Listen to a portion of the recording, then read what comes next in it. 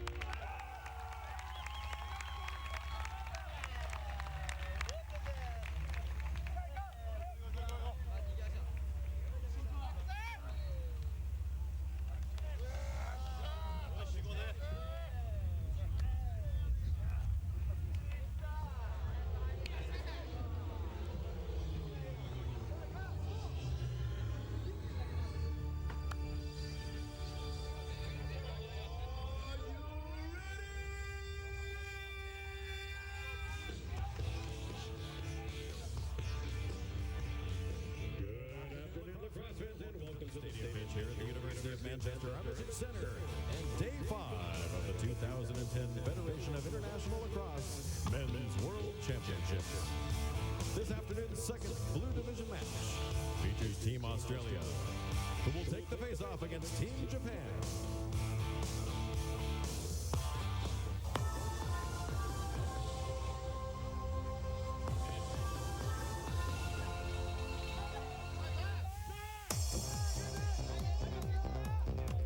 And now let's meet the starting line for Australia. Midfielder number 6, Darren Nicholas. Attackman number 9, Jacob Egan. On defense number 10, Keith Nyberg. Midfielder number 20, Will Pickett.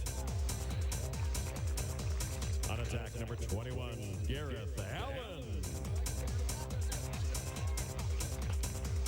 Midfielder number 22, Anson Carter. Defenseman number 23, Ross Hamilton.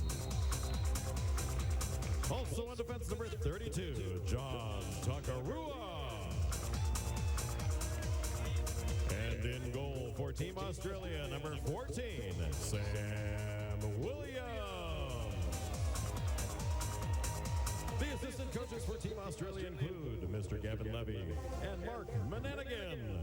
And the head coach for Team Australia, Mr. John Denick. Now let's meet the starting line for Japan. Attackman number 3, Mikasuki Sakine. Also on attack number 7, Ken Ikagawa. Attackman number 9, Wataru Sugu. In midfield number 12, Mitsushito Okabe. Long stick midfielder number 21, Tatsuya Hironaka. On defense number 24, Yuki Mizuda. Also on defense number 26, Hiro Fukuzawa. And defenseman number 27, Koto Akeyama.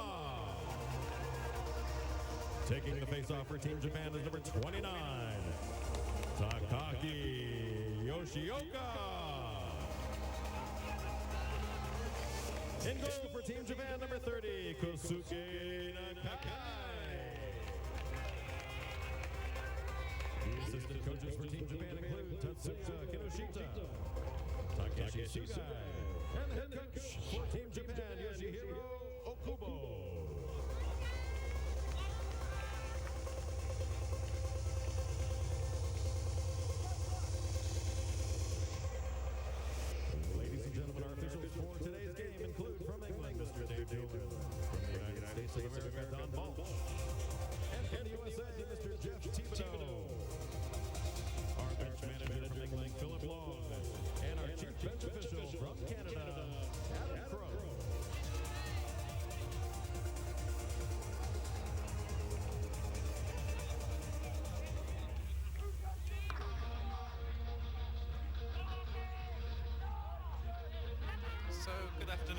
And the Japanese team seems to be in very good spirits here as we get ready for the face-off. And the Japanese match yesterday really was the absolute standout match of the day yesterday. Our highlight show, which goes on YouTube and various other places, was basically considered nothing but that. And they were very unlucky to lose to England. They were leading by a goal with 23 seconds to go in the second period of overtime. And by the time the clock reached zero, England were winning by a goal. Very pleased to say I've got Dave Howells with me here today. Good afternoon, Dave. Good afternoon, Adrian. It's a pleasure to join up again with you. Illegal procedure on the face-off, but both went too soon, so Japan with a little start. That's Yoshiaka with the face-off, number 29 for Japan. Great wrap check there, the turnover in the corner.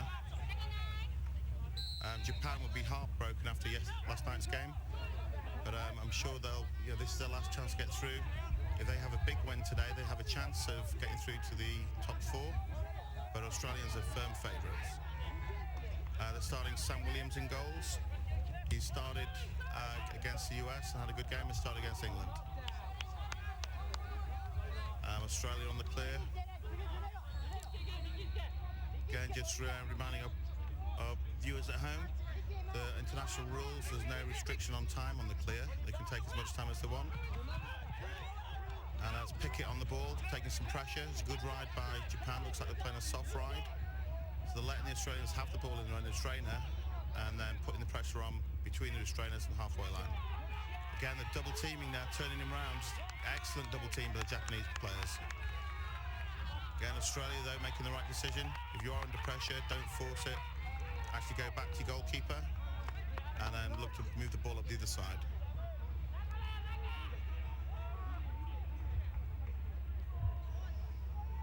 There's Alex Brown on the wing there for Australia. Adam Sears just coming off the bench. And Egan, number 9, on the attack. There's Darren Nicholas up front. Looks like they're playing with 2 players on the crease, the 1-4-1. And Japan in their familiar 6-man zone.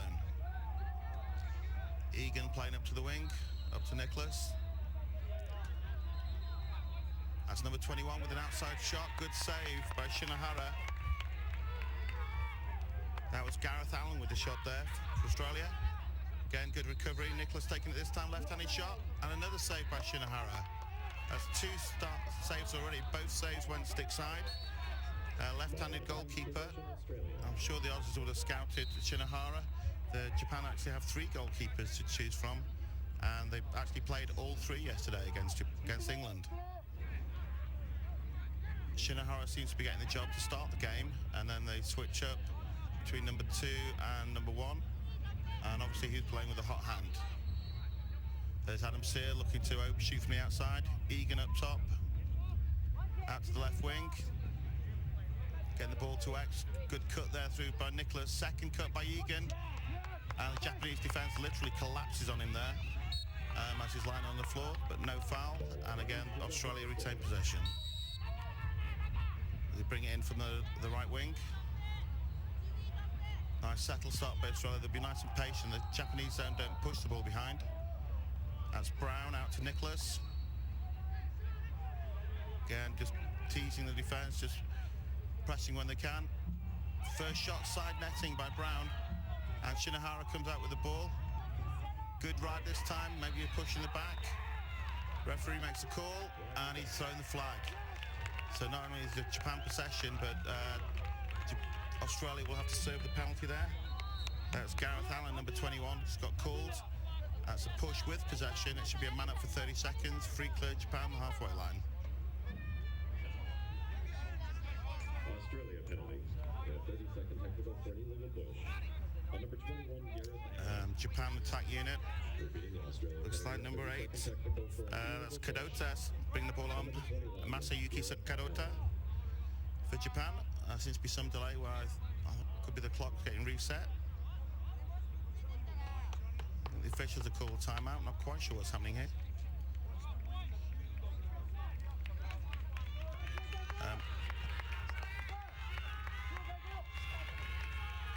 well, the timeout, the penalty clock won't actually start until the whistle goes.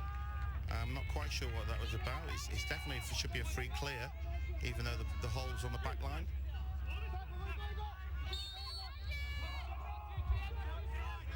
So it's Kanota to bring the ball on for Japan. On the wing to number 10, bounce pass. It's a risky play, good pressure by the Australian defence, even though they're a man down, they're pushing out. Shot, goal. First shot on goal for Japan on the man up. That's number 9, Wataru Sugu to Gen Hasegawa. Gen Hasegawa with his first goal of the game took the assist of the Australian defence for sliding and shoots it low to low, stick side low, right in the bottom corner. You can see how the defender's late getting there, so he's got time to catch the ball. It's a bad pass, steps in, fires the ball bottom corner. Sam Williams had no chance on that one. Good ball movement by the Japan extra man offense unit. That's EMO for our friends. Actually uses the defender as a screen and shoots it bottom corner. 1-0 Japan. This could be a turn up for the books. They were 1-0 up against Canada when they started. So I'm sure they'll be looking to take advantage of this good start. Japan, under a lot of pressure from the Australian defence, they won't sit back in the zone. They're out playing man-on-man, and a save by Williams. I think the shot there was from Mariuma. No, that's number 18 for Japan, which is Yasuki Sahoda.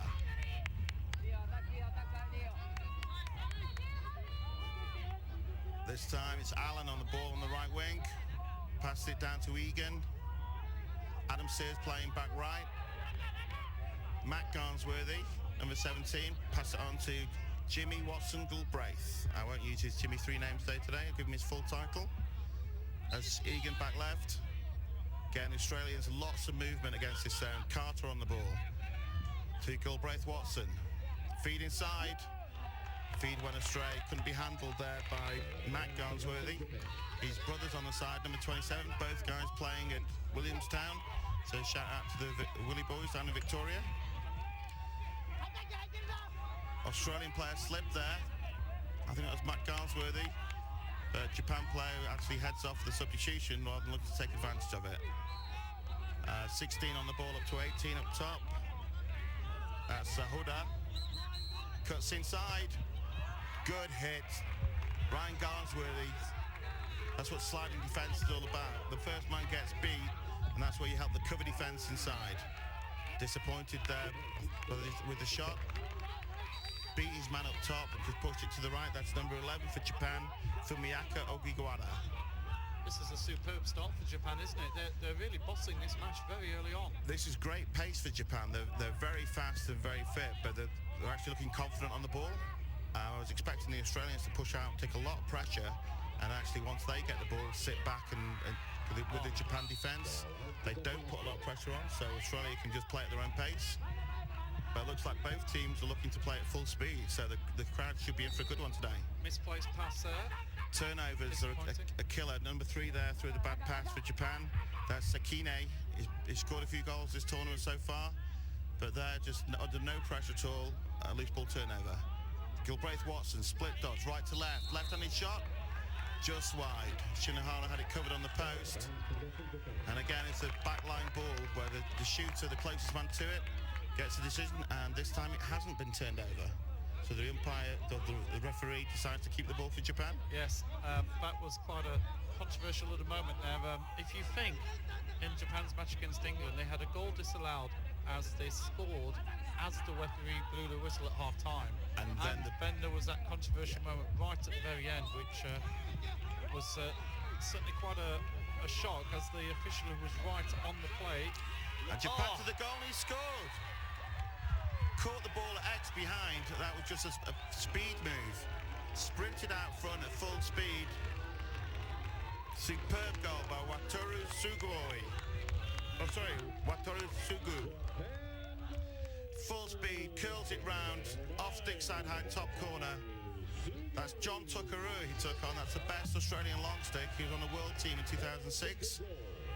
Sam Williams comes off his post to cut the angle down, running on the full speed away from goal and managed to get the ball back into the top corner.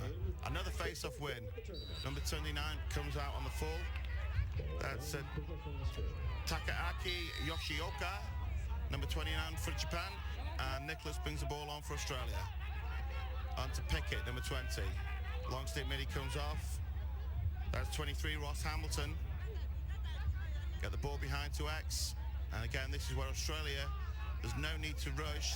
Japan do not push out on the ball. They sit back, they'll let you shoot from the outside, and there's no pressure at all on the man behind goal. Australia really should be looking to take advantage of that. Pickett to Nicholas. Looks like it's Allen on the far left. It's really the two guys behind that are key, the feeders for Australia. They're currently playing a 1-4-1. Just with a one man behind. Good cut there by Carter. Draws two men down to that bottom corner. And Nicholas switches over to the left side. Chance there for Egan. Again, takes it out again to Carter. Inside the shot.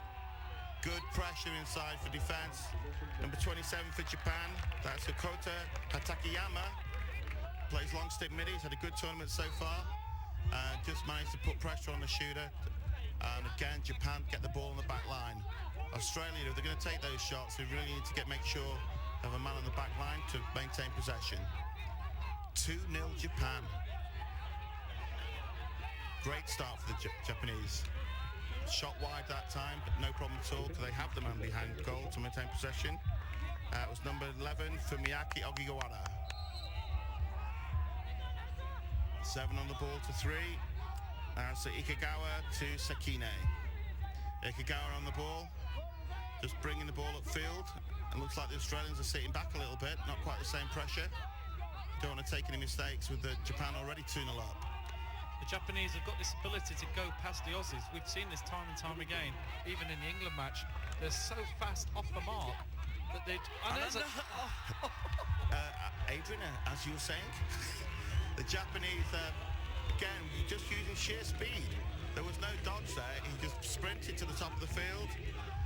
Miki Shuke Sekine. And, you know, well, I think I'm going to put that... if anybody says I haven't got a clue what I'm talking about in commentary, I think I'm just finally, pure luck, obviously, but... Yeah, Adrian, you'd like to tell me who's going to score the next goal? Yes. Just get down to bwin.com, or you can actually bet on these World Championships. Sekine.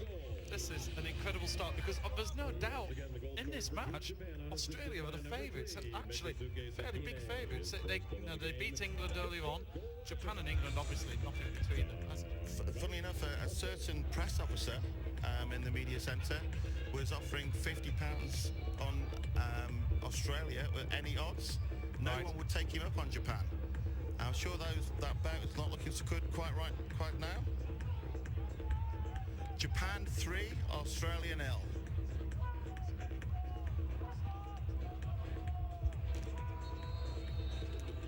Miki Shuke Sekine. That's a name to remember. It might take you a while.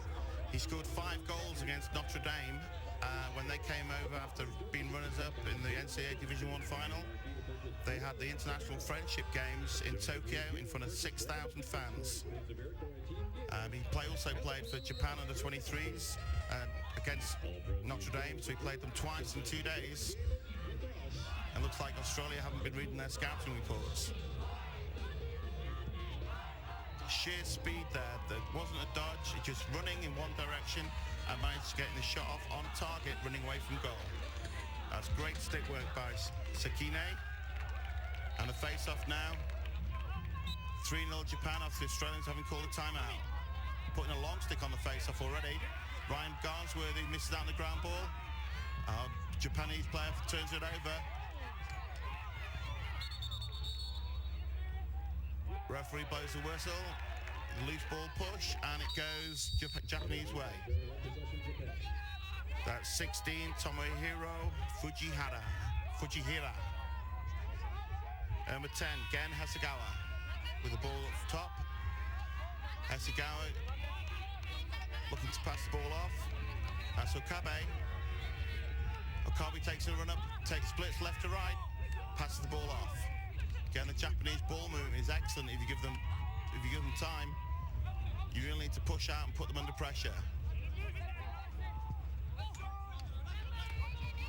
Again, driving down the alley, right-handed. Good defence there by Australia, kept him out. Good recovery. Kudota on the ball. Oh, sorry, it's number 8. That's Masayuki Kudota. I think he must be a new father, a bit like Bebeto. Each time he scores a goal, he gives it the rock the baby. Yes. Yes. He's enjoying this, and the whole Japanese team are having a lovely time here. Good control. Great. Good recovery, a little bit relaxed. Excellent play by Egan.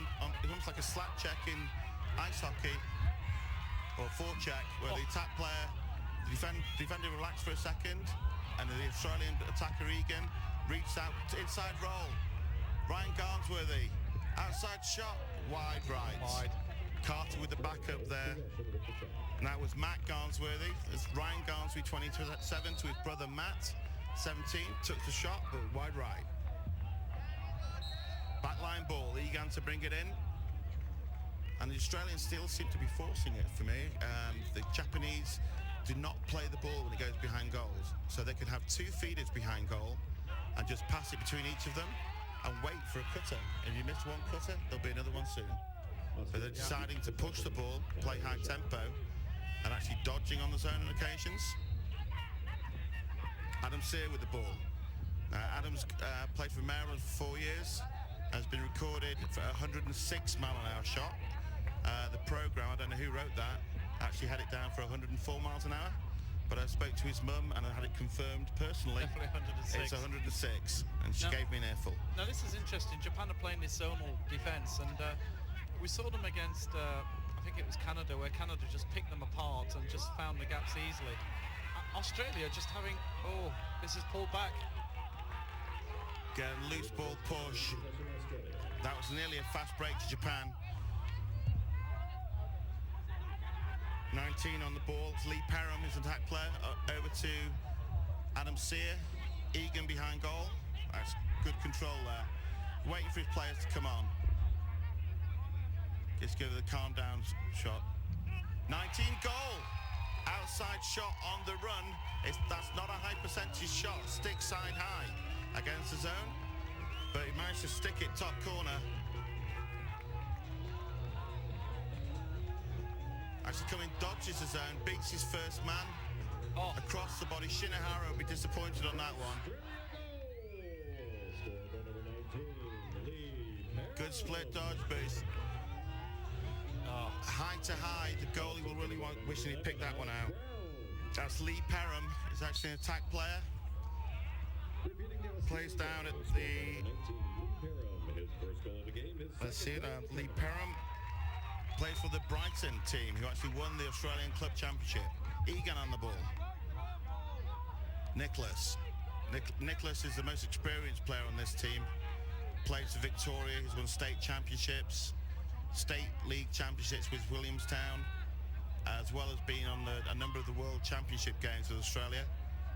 He also played in the NLL All-Star game, which was hosted by Australia this year in Victoria.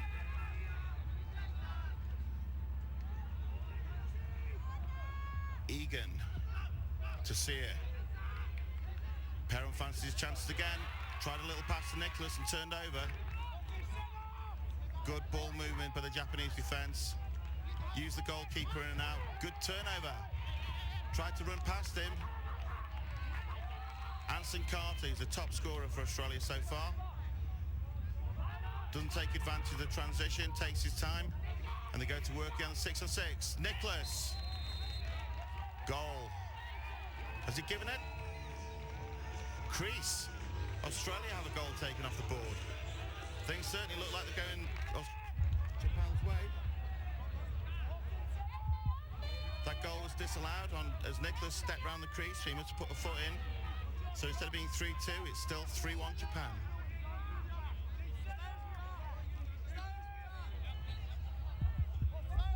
And here's the replay. Nicholas. Toe on the line. Great call by the referees. Again, in previous World Championships, some of the referees have been pretty much learning their trade still. The referees so far at these championships have been performing excellently. The best refereeing performance where you actually don't mention their names, because you don't notice them. You let the players, it's a players' game. these referees, when there have been a difficult call, they're again super slow-mo. We've got the best seat in the house. Shows the call was 100% right with his toe on the line. Wataru Sugu. It's his second goal of the game. Sorry, I think I've got something in my eye. The scoreboard says Japan 4, Australia 1. Is that right? I need to get some glasses. This is an absolutely incredible start here for Japan. And yet again, a Japanese player just runs past an Aussie, leaves him for dead. And, well, he's got a big strapping on his knee, that Australian defender, but... I'm going straight to the face-off. On there, it was a slide. The Australian did slide, but he slid for the stick, not the body. Japan are very fast and very quick, good change of direction. But Australians are much bigger and much stronger than this Japanese team. And the Australian there lined him up, had a chance to make the body check, and missed. Australia with the ball.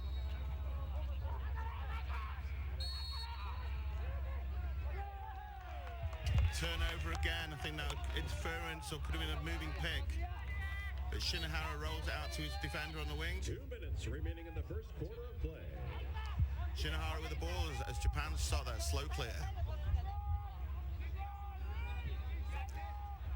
Okay, it looks like Australia are playing a soft ride. All the players are behind the restrainer. Now they're pushing it forward. Again, it's important in a clearing game. You've actually got 7 players in the defensive half against 6 for the opposing team. So it's important the goalkeeper actually comes out and becomes the extra man.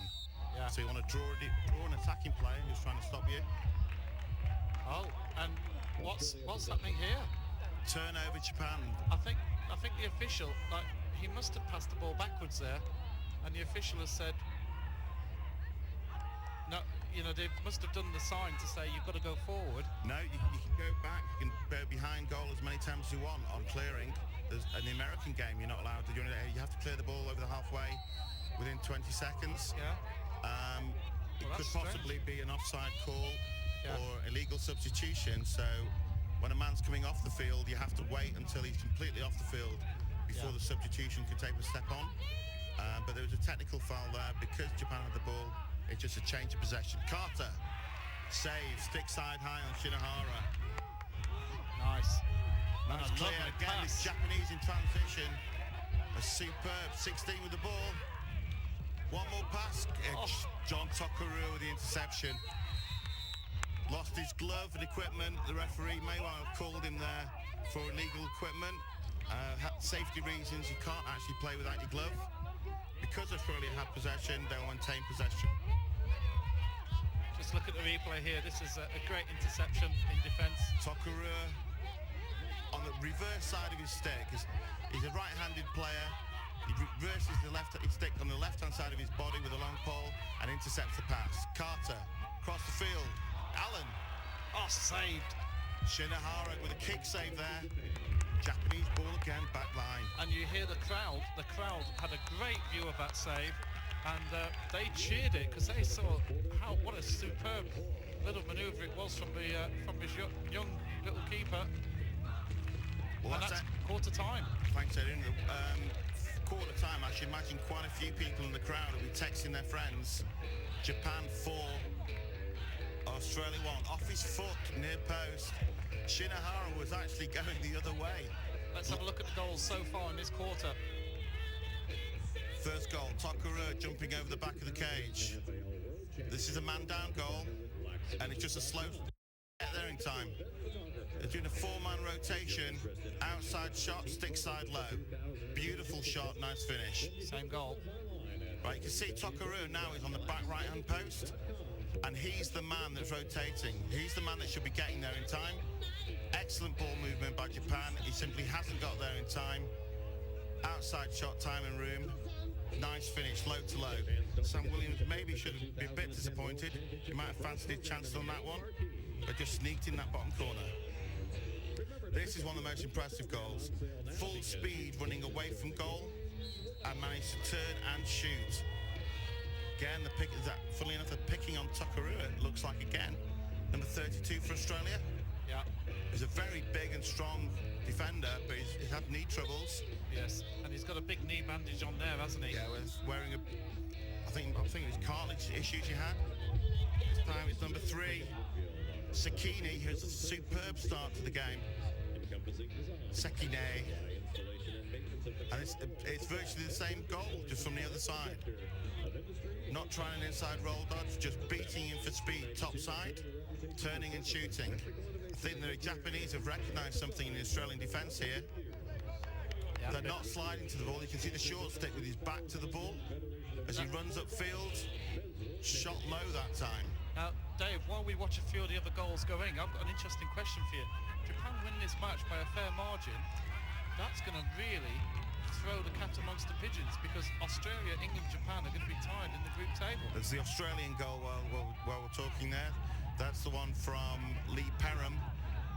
It was actually a low percentage shot where he dodged up top, and we're back with live action. We're back live. They've just started. Adrian, sorry for that. Just to answer your question, I was actually asking some of the people next door in the VIP suite exactly that question, what would happen, and the answer I received was Japan would have to beat Australia. I don't know, because it won't happen. So the options are, if it goes down to goal difference, there are 3 teams that will be on the same points, which will be England, Australia and Japan. Now England, on the games just between the 3 teams, lost to Australia by 2. Lost to Australia by 2, beat Japan by 1. If Japan can win by 3 or more goals, then actually it'd be England and Japan that go through, of course, because and Australia would go out. Yes, absolutely. So England. So this is like a quarter-final match, you could think, in a strange way. In effect, it's turned into another game. Japan must feel aggrieved to have been knocked out yesterday. If they can come up with a victory today, obviously they're leading 4-1 right now. If they can maintain that 3-goal lead for the rest of the game, then England would actually finish. Japan will be top. England will be Japan will be third. England fourth. And Australia would actually miss out, which means the best they could do would be 5th place. But the question we've got to check is it goal difference between just the teams that tied or against everybody? Because Canada and the United States have been scoring for fun against some of these teams, and England have got Canada and USA to come. In fact, the ball would be very much in England's core if that was the case, because what would happen then is that England have the opportunity to try and actually reduce the goals they concede. So rather than going to goal, they would actually need just to hold on to the ball and kill the game. Japan on attack. It's a long way to go yet. It's only the start of the second quarter. 15 on the ball. Looks to take a shot. Passes it out. Left-handed. Saved by Sam Williams. And a flag. Late hit. Undisciplined play there. Japan got the flag. It was the goalkeeper did his job, Sam Williams. May have actually kicked it onto the post, so it could just been a pipe shot. But number 15, Jun Motoshita, took the left-handed shot for Japan. Australia would have gained possession, but they paid the penalty. 1 minute. Japan on the man up. Number 16, passed it down to left wing. Great play, catch by Mariuma. Passed it up top. 16 again, drive left-handed, shot, screen. Actually ends up finding his own goalkeeper, hitting his own player. Mariuma actually blocked that shot on the goalkeeper. Fortunately, Japan are still man up and managed to get the ball back on transition. 17 with the ball for Japan. Suboi. Well, a real chance now for Japan to go. They've got a man extra. They're still on the man up, and they're being very patient. They really need to force the ball in more and take advantage of this, unless they decide that there's not enough time, and they're going to wait for the Aussie guy to come back on. Absolutely. It's just to make a comment here. The stands are not full. There's 5,000 people in those stands. It was pretty full a few days ago, but there are a lot of people playing festival lacrosse all around here, and it's absolutely packed all around the area. So it's just people coming to watch matches. Oh! Side netting. Oh. Again, Australia. Sam Williams trying to clear it on his own this time. Double teamed, but recovers the ball. That's one strong guy. Oh, that was a big splash. 3 Japanese players are chasing Sam Williams. They managed to get a check on his stick, but recovered the ground ball. I don't think the body check will work against Sam. Yes. Egan on the ball. Carter. Carter's probably the best player so far for Australia this tournament. Ryan Garsworthy. Good cut into the middle by Matt Garnsworthy. 29 with the ball for Australia up top. Oh, sorry, 19, that's Perham. Forces the ball inside to the cutter. Great play on the crease by Matt Williams. Ryan Garnsworthy, shot. Saved by Shinohara. Again, the Japanese have been excellent in transition. Oh, They play it fast-paced the whole game to take advantage. Low-to-low shot that time by Maruyuma. Sam Williams makes a save. Carter for Australia. Japan are switching off their middies, taking advantage, gets their defensive midfield players on, while Australia are changing up and getting their best 6 attacking players on. Perham to Carter. Egan, who seems to be taking up the spot at X. He could sit there all day if he wanted, and if Australia had gotten a lead, I think this would be a very different game. But with Japan in the lead, suddenly the zone becomes the best defensive technique, because you're less likely to make mistakes and create offense. Australia actually need to do something to beat the zone defense. Have they got the outside shooters, or have they got the cutters and the guys who can feed? There's one outside shot, wide right. Australian ball. Adam Sear is actually playing behind now. Now he's the guy with the hardest shot on the team, so I'm surprised to see him in that position. Pass it out wide right to Egan to Carter. Looks like in the 1-4-1 set, so one guy up top, 4 across the middle with 2 guys on the crease and 1 behind goal. Sear to Carter.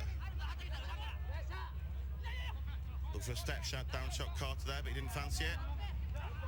Perham driving hard right-handed. This is Allen. Passes it out to Brown, Alex Brown. Alex Brown. well, Australia just looking for the opportunity, but they're being forced round and around. Cut! And saved by Shinohara. To be honest, I don't think he ever had full control of that ball in his stick, but he decided to take the shot anyway. That may have been one to be better off, where you catch the ball, and rather than take the shot and give the turnover like he's done, you just carry on running and reset, look for a better chance. The crowd are absolutely loving this. Great move here from Japan. Naoki Tsuboi with the ball, number 17. Pass it down to the crease. Oh, had a go on goal. Again, a bit of a mistake there by the referees. That's the call where they could have made a play on. The Australian goalkeeper made a great save. He had the ball in his stick while the Japan attackman was behind goal. And instead of the referees calling to play on, they actually stop the ball and give the ball back to Australia. So there's no advantage. Well, what did he call for here? If we look at this again. He makes a shot, he makes a save, steps his toe on the crease again. Now the thing is, the Australian goalie actually had possession. So Australia are disadvantaged there. You should play the advantage rule. Yeah. But instead of advantage in lacrosse, it's called a play on. The referee will put his arm up. He recognises there's been a technical procedure and that the ball was loose. Oh! Great save, double save by Sam Williams. Fantastic. Sam Williams is keeping Australia in this game. What's happening to the Australian defence? Again, there's a chance here. Good movement. Whistle's gone. Look at this for a replay. Watch this. There's a flag on the play. Australia may have the man up. Makes the first save. The rebound comes straight back out to the shooter. Makes a double save, cross-handed. Beautiful. That may be the penalty, actually. Short midfield play. No, been called against Japan. Now, it was allowed to go on, and now Australia have an extra man here. Brown with the ball, number 11 for Australia. Alex Brown. Off to Sear. Sear has Perham to his left, and Braith Watson to the right. Carter. Perham. Sorry, that was Egan on the back right. Outside shot. Wide right. Well, the Aussies have not got the shooting sticks on today. There's quite a few shots that haven't even hit the target. Again, if you have a man behind goal, that's not necessarily a bad strategy. I watched the Canada and America team against these teams. It turned into a shooting gallery. I watched America v Germany, and Germany played a 6-man zone similar to Japan. And it was shot, miss, we get the ball back, shot, miss, we get the ball back, shot, goal, and just repeat. Yeah. Wasn't the most exciting game, I must admit. Maybe not, yes. Unless you like people shooting from 100 miles an hour, in which case it's okay. Oh, here's a little opportunity. Egan but looks forced away. inside again, but the Japanese defence inside has been good so far. We're back to level as well. Japan Adam Sear passes it behind to Egan. Pops off the crease there, Carter, and rolls around. It's good movement by Australia, but it's not finding the final pass. Good save. Maybe come off the pipe. I think that was Matt Garnsworthy and what a dive. Well, Brown putting the pressure on, but the frustration there, getting beat to the sideline. One of the disadvantages of the zone defence is that because you're playing so tight, the attacking team can basically cover all the perimeter on the outside. So Australia really should have got that ball back, but the Japanese player hustled to the sideline, and the Australian defender unfortunately took his time about getting there and got beat to the sideline. Which ended up in a turnover to Japan and another possession. Japan looking good here, 4-1 ahead, 9 minutes to go. That's 9 Jun minutes, 40 Motoshita seconds. on the ball, number 15, just taking his time. It may even look like Australia are thinking about stepping into a zone. They're definitely not playing pressure. No. I think they've switched up. It looks like a zone defence now for Australia. Yeah. If you spoke to anyone beforehand, none of the so-called Lacrosse cognoscenti would have had any money on Japan or thought that the score could be 4-1 up. Everyone favoured the Australians, and Australians were strong favourites for the bronze medal. Looks like timeout Japan. Japan timeout. So a fascinating match this has turned into, and Japan, who, well, they were massive underdogs against England, and look what happened there. They were very, very unlucky indeed, and England had to produce something really special. It was a fantastic match. It was certainly the, well, if not the match, certainly the second match of the tournament. Hard to say that the USA-Canada match can be. USA-Canada was, both were great games. So the USA-Canada were number 1 and 2, when really the game, in all consequences, actually didn't matter because both teams to form should reach the final.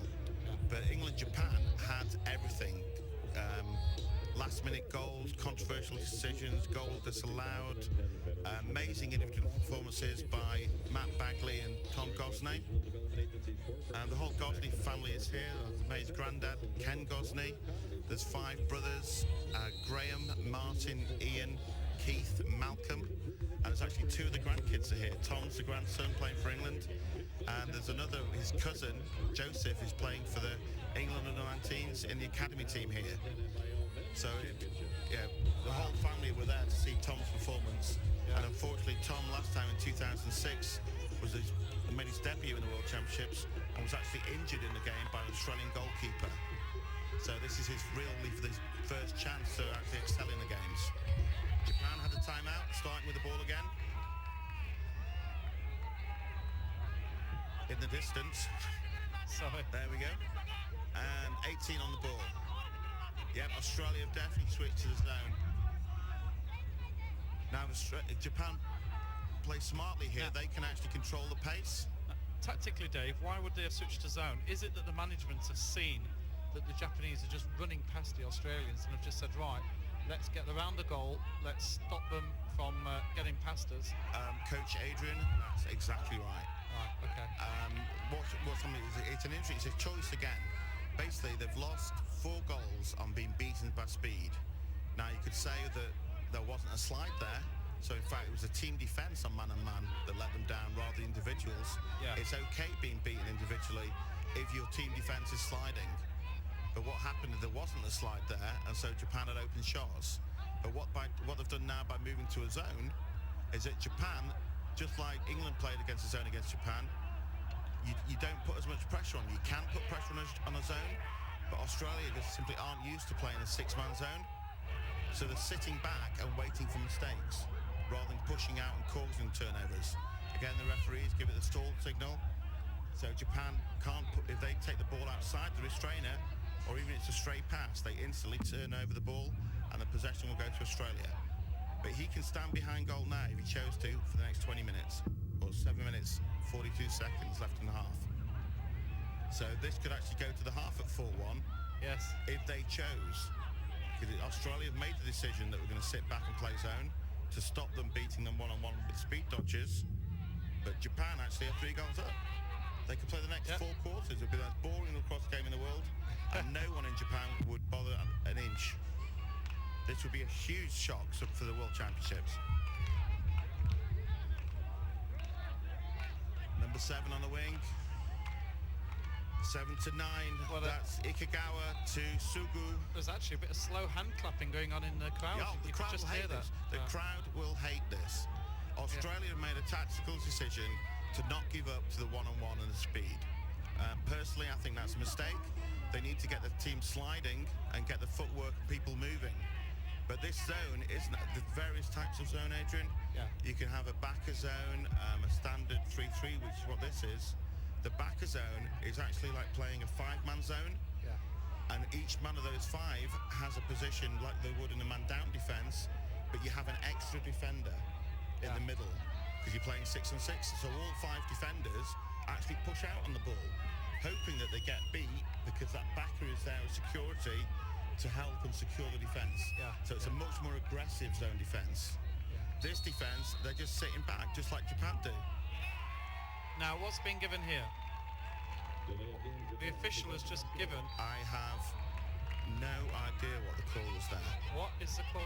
Unless Japan has set a moving pick off ball, which is unlikely, or a player has stepped in the crease. But Japan were quite happy to hold that ball, and there's no reason to you can't call it stall on international rules for not going to goal. That's an interesting decision. I've just been told by my man who's on the scoreboard that the call of stall was made there. Right, the stall call is you have to maintain the ball inside the restraining line. It's up to the defence then to cause a turnover.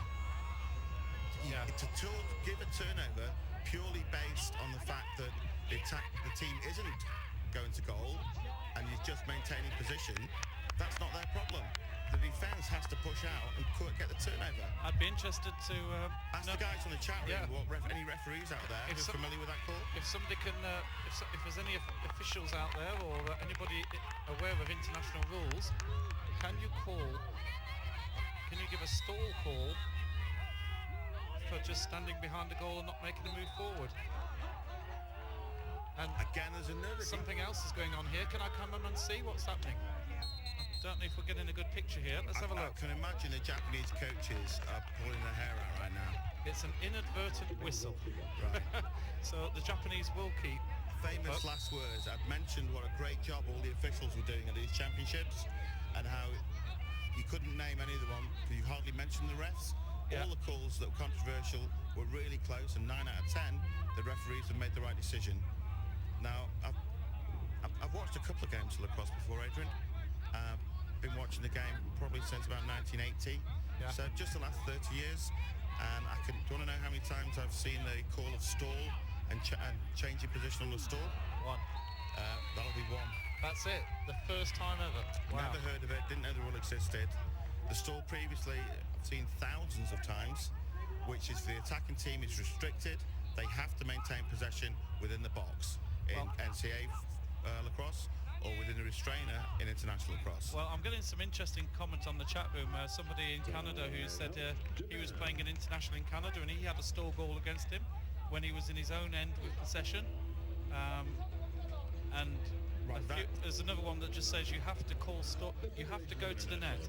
You have to make an approach to the net. Now the thing is, he's virtually on the net. I'm sorry. At the first chap, yes, if you're actually standing behind your own goal and you're not getting the ball into the attacking half and you're using the full field, the referee is the exact call is they'll call get it in, which means get it into the box in NCAA or get it into the restraining line, the attacking third in international rules, and then once you've got it in, you have to keep it in.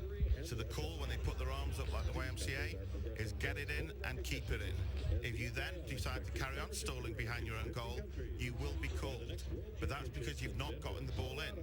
Once you've gotten the ball into the attacking third of the goal, it is no longer your responsibility to go to goal.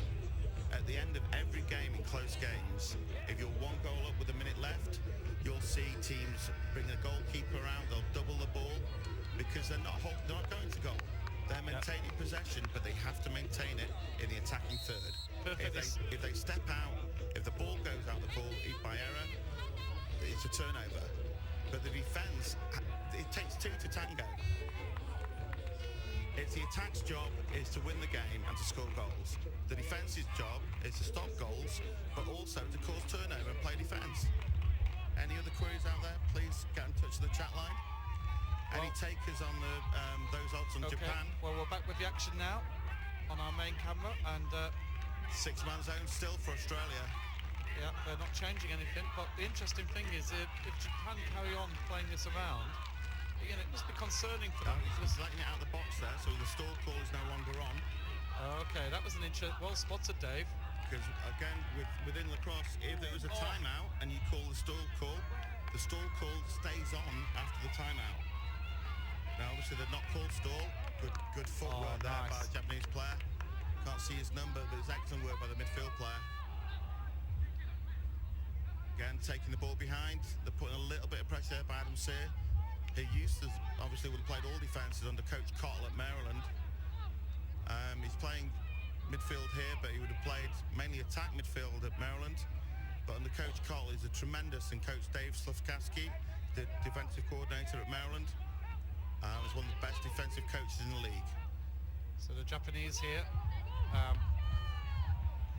looking to have a go. Hit in the back, he's called the referee calling that. No, can't play on. Number 10 there for Australia, Keith Nyberg.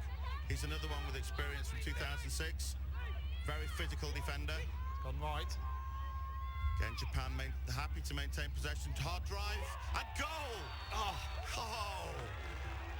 Japan 5. That's 5 for Japan and 1 for Australia.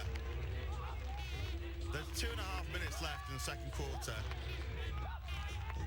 I think the order they put in for concrete boots for the defence, I think they might need to consider changing supplier next time.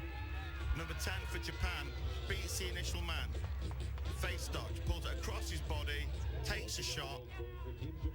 Number 23 never moved his feet. He was growing roots on the crease, playing defence. Japan 5, Australia 1. It doesn't sound right, I'm sorry, Adrian.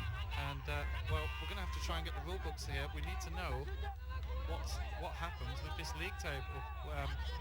At the moment, there seems to be confusion reigning. Gilbraith Watson moves the ball again. Australia facing their Japanese zone, which now they're happy to play. They've played it all tournament anyway.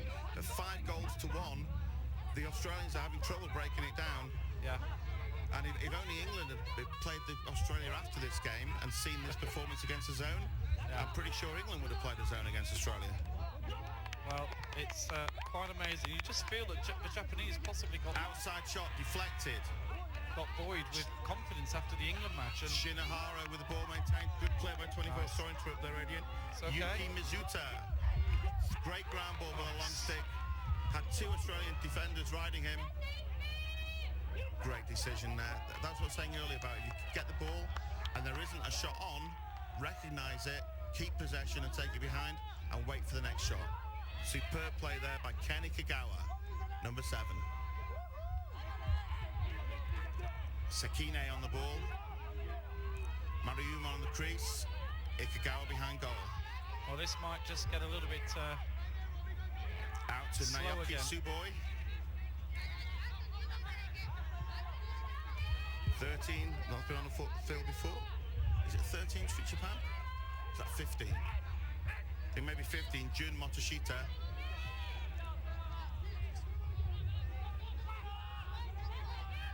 Hard to tell from here, we'll have a look in a second.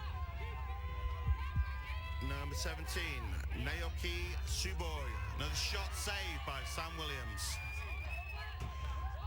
3 seconds left, 2, 1.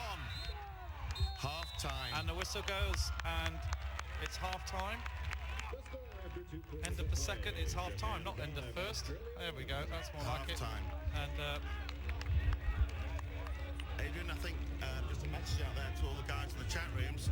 If you have any friends who are at these World Championships or the World Championship Festival that's taking place in the same venue just across the field, Get in touch with them by mobile, via text, SMS, Bluetooth, whatever it needs, and let them know that the score is Australia 1, Japan 5. All these fans that would have thought this isn't going to be a good game today and are watching one of the festival games, they could be in the same place as one of the biggest shocks in lacrosse World Championships ever, and they won't watching it because they'll be watching the field next door. Yeah. This is quite an incredible performance. Japan 5, Australia 1, and the result is absolutely deserved. There's no flukes, there's no sort of missed chances. The Aussies, you feel that they've really not been shooting well. They've had a number of chances and they've even missed a target. But even when they've hit the target, the Japanese keeper has managed to pull off a few saves. Let's have a look at a few goals from that first half. Here we go. This is the first goal on man up.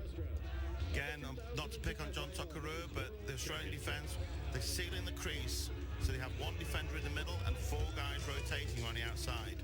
Number 5 here steps upfield, so he's rotating from back left to up top. Back right, there's 2 rotations, doesn't get there in time. Superb finish, low to low bottom corner, makes a save. Finishes bottom corner. This again, sheer speed running away from goal, turns and finishes, but there was no slide. The short stick midfield defender up top isn't helping. Again, there's one later left-handed, it's exactly the same goal. The short stick defender, Ryan Garnsworthy. Now Ryan's an excellent player with lots of experience at the international level. He's played for Williamstown, for Victoria State League, and for Timperley, but he's got his back to the ball. That short stick has to come down and help. Yeah. The long sticks are getting beaten for pace, and the short sticks, you're meant to play man and ball, and the rule is you have your big eye on your man, little eye on the ball. The short stick defender this time, number 13, Looking away. is looking away and running away from the ball. Yeah. So the attack player doesn't have a slide, the long stick gets beat for pace up top, and it's a really difficult shot to execute. This is the Australian goal. Lee Parham, that's frustration as much as anything. Outside shot on the run, managed to get great. It was a great shot off balance, but that's a low percentage shot, high to high. But Lee Parham sticks it into the roof of the net. This time, This was the toe on the Darren line. Nicholas. Yeah. Superb attempt, great finish. The referee spotted his big toe. Just watch this again. Tips the line. This is one of the great decisions by the referee. Super goal, great control, but unfortunately he just tiptoes on the line and he's on the inside. No slide. This is the long stick, misses there. Again, I don't know what the number was. He makes the slide here. We have a great view from it. Number 18. Number 9 runs to the ball, makes a shot. You have to finish your check. From a defensive perspective, you have to make the attacker pay the price. He's running right into the middle of your goal, in the middle of your crease. Again, number 23 this time. Japan runs to the middle of the crease, and Australian defenders just say hello to him. They may as well be, putting out the red carpet. Number 13 drives hard to the crease. You've got a crease defender on his own, and the Japanese guy is still standing. If that was against America or Canada, the Iroquois, or even Australia in every World Championships I've ever seen, that guy would not want to go near the crease again. He'd still be twitching. Just a few questions on the chat room actually, Dave, if you want to take a quick breather, but that was a review of the whole of the first half. I'll answer your questions about anything on here, and I know you've got a few questions about the website side of things.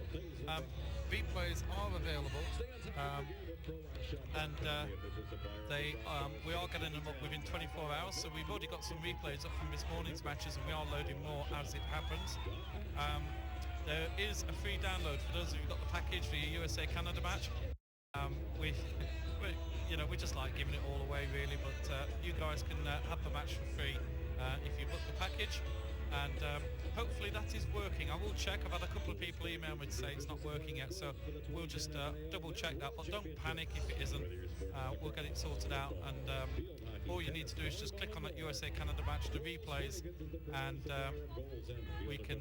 you should see that it will look as if you've already purchased the download and you don't have to purchase it. Any more questions out there? It is not working. Okay, fair enough. Sorry about that then. It will be working shortly. I understood it was working, but unfortunately, my man who does all that, he's based in Sweden. He's just had 2 weeks in the States, and he's really jet lagged. He's gone to bed. That's Swedes for you.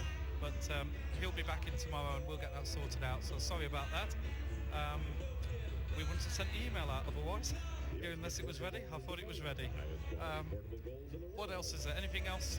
We've got, obviously we're covering all the matches on pitches 2, 3 and 4, and those replays will be up. We are getting them up within 24 hours. So basically tomorrow morning you should get just about all of today's replays there, and if you look now, all of yesterday's replays are there, and there's even a couple from this morning, but it does take a little while to do them. We've got a couple of big chunky computers here working away on them all the way through the day. And if you wonder what maybe I'm doing when I'm a bit quiet doing commentary on matches or non-commentary, then basically I'm looking after a few things like replays and other things like that. The group matches is puzzling, and I think I covered sport for the last 16 years in many different sports, and I'm struggling to understand the playoff system.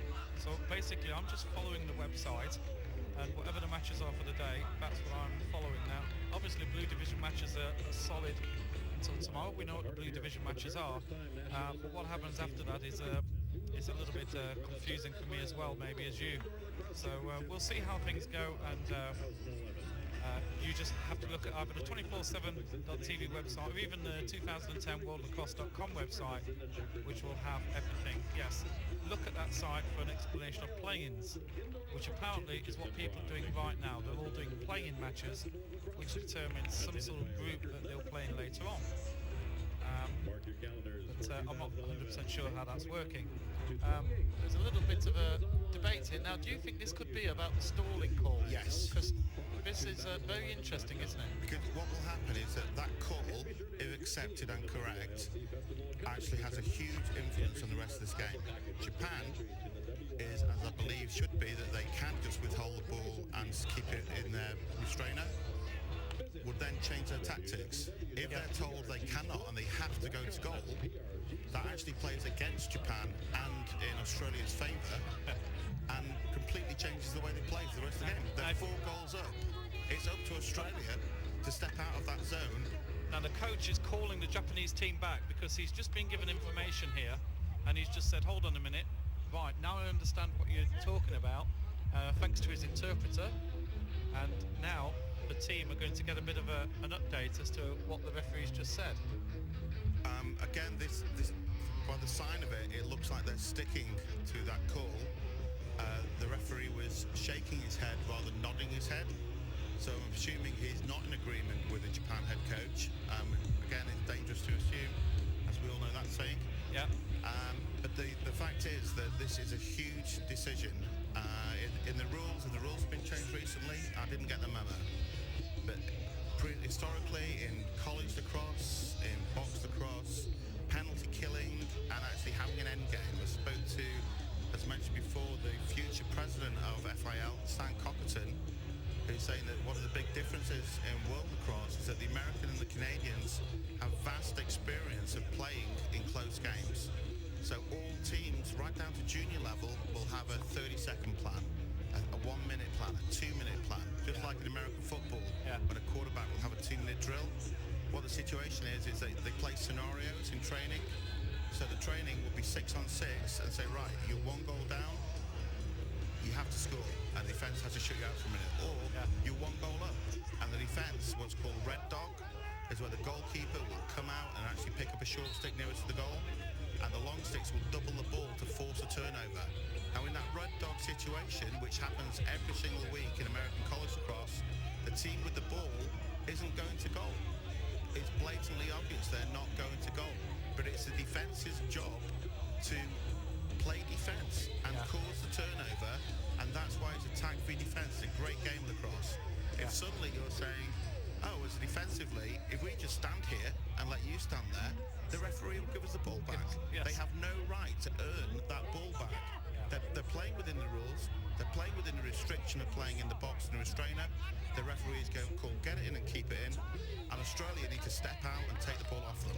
For the referees just to hand them the ball In fact, you'd be stupid to go and play the ball. You just go and stand still, wait for your 30 seconds and get the ball back for nothing. Well, It makes no sense. I'm sorry, Adrian. Yeah, well, I think this debate could roll on for quite a while, and ultimately, if it's what would happen in the final if it's USA Canada, and They will be stalling. They will be stalling in that game at the end. Whoever is up, America or Canada, will be controlling possession. And are the officials going to call it? Give the ball to the other team and let them get a free equaliser. Like say, I apologise to the officials on the field. If this is the new rule, then so be it. Unfortunately, I've never heard of it, and I'd be interested to hear from any people out there that do know the rule. Yeah, if I can I have a cameraman behind the goal? Let's have a little look at the bench. They seem to be working on the scoreboard here. I don't know. Seems to be some technical issue. Let's have a quick look here. Oh, that clock's going very fast. Somebody's resetting the clock to 20 minutes. There you go.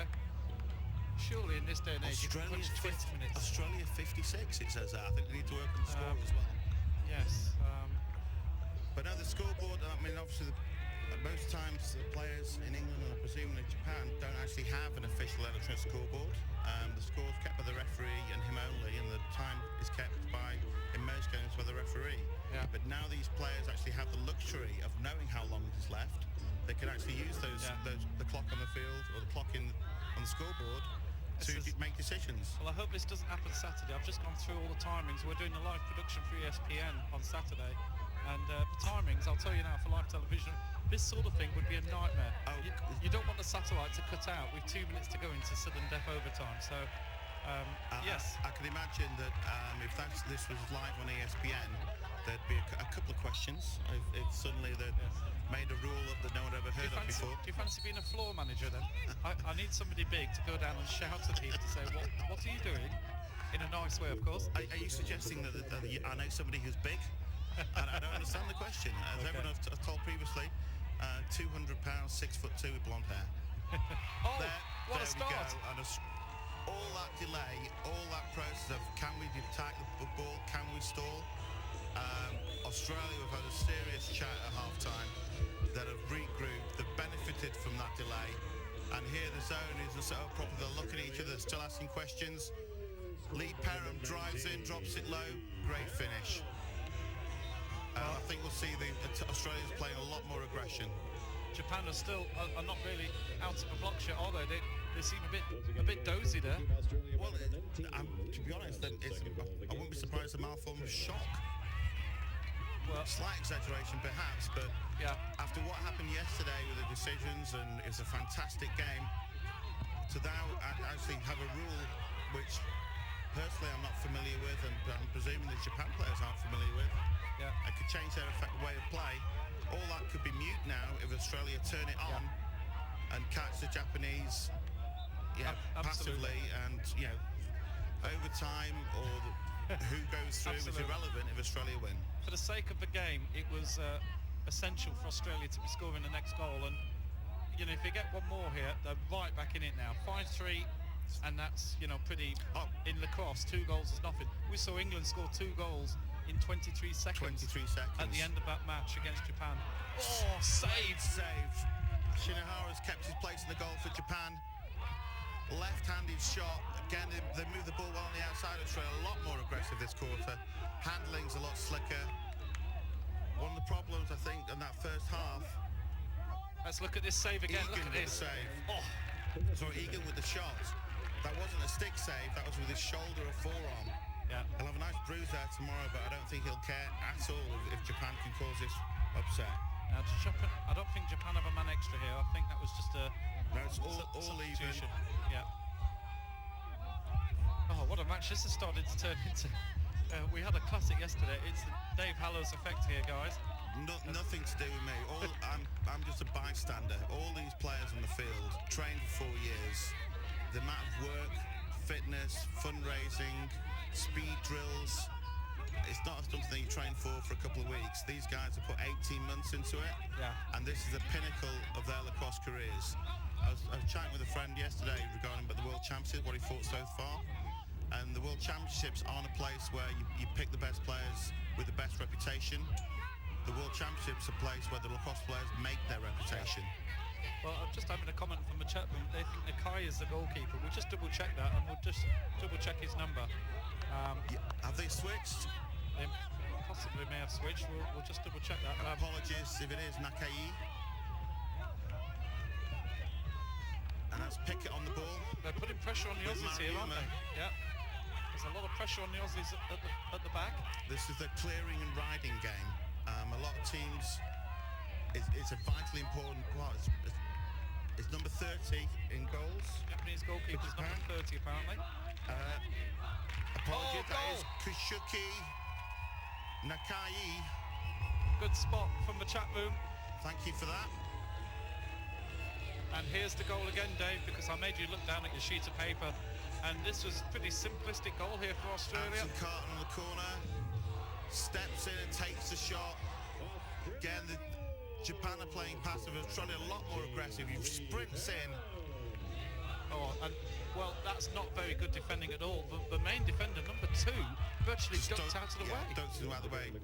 Lee Perham has scored 2 goals for Australia. Has stepped up. He's taking this personal.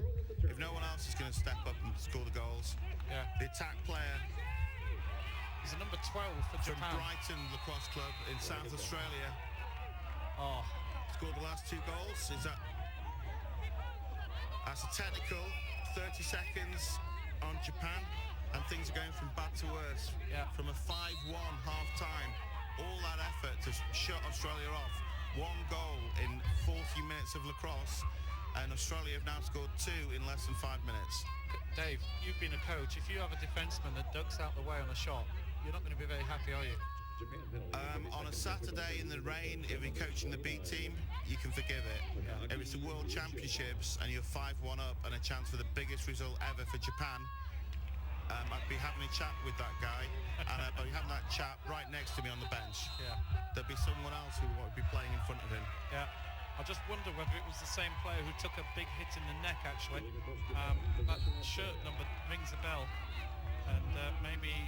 Then I can forgive that, but if one of your teammates is willing to put his body on the line, and you've got another teammate who isn't, the guy who's putting his body on the line should be on the field. That's the 3rd move in a row that the Aussies have done around that left-hand side as well. They've actually, number 26, they're isolating on, they're working on the right. The Australians have a number of right-handed shooters. Perham, Egan, who can shoot both ways. Adam Sear has been quiet so far. Is one of the best shooters on the Aussie team. Perham again. 26 and 17 arm pushing out for Japan. That's Naoki Shuboi and Kota Hitakiyama. The Australian coach has recognised that they're weak on that side, and Perham nearly scored his 3rd goal in 5 minutes.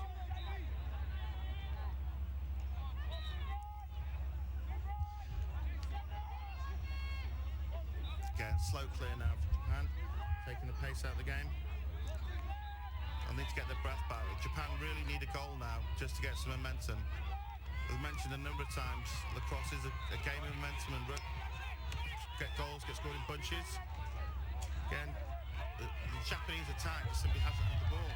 A long stick tried to split 2 defenders there rather than make the extra pass or even go backwards. Isn't this game incredible? The first half, Australia were all at sea, and now it's a totally different game. There isn't like a major advantage playing from right to left, is there? Something like... No, it's sometimes I've actually seen games where 20 goals in total have been scored.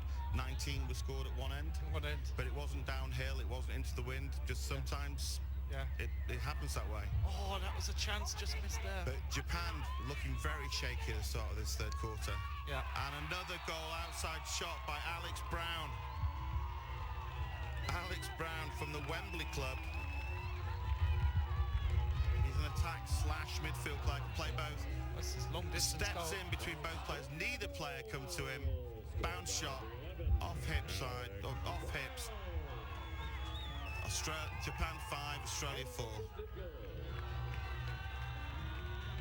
15-yard shot.